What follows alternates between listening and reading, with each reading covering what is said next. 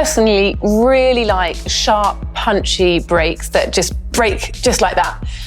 What I'd like to know from you is how I can keep them running like that, because I've noticed over time they can get a little bit softer. So all of these things, how you position your levers, how fresh your brakes are, the pads that you've chosen to run, all of them are going to affect the feel of the brake, the feel of the bike, and that's going to either make you feel super confident or not at all. So more grip for most people or more control tends to be more confidence. So is that everything that I can do at home to work on the brakes? Well, a good service would also include a brake bleed.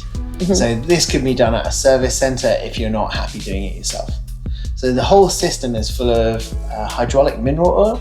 So that oil can be kept fresh, can be kept clean, and can be topped up. And what that's doing is making sure that there's no air in the system, so you're getting maximum performance out of your brake every time you pull that lever.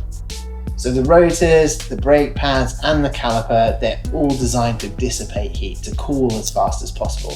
And that's going to keep your brakes feeling good on trail. You do have different types of pads, and different people prefer them in different ways. So metallic pads tend to last longer, but can be slightly noisier. Organic pads are softer and grippy, but won't last quite as long.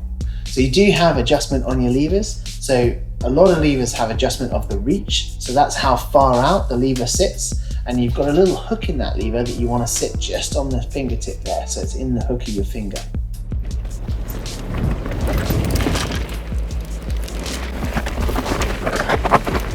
So how you position your levers is also going to affect the feel of your braking, but also the feel of your bike in general. So some people like them super flat, some people roll them really far forward. As a general rule of thumb, you're looking for a nice angle in your arms when you're in that attack position on the bike. If you're correctly positioned with your hands, the hook of the lever is just going to be on your braking finger. Okay, and is this down to personal choice, or does it change with terrain type? Totally down to personal choice, but that also is affected by the terrain that you choose to ride. So with time, how can I actually tell which parts are worn out and when they need replacing? So the most common one is your pads. Okay. So you can see how much of the braking surface of the pad is left. So that will wear down over time, and you definitely don't want it all gone. You don't want to be down to the metal there. With your rotors, they can become really loud and really squeaky. They'll also start to look slightly scalloped where they've been worn out, and you'll get brown spots or yellow spots where it's been discolored from being heated up so much over so many times.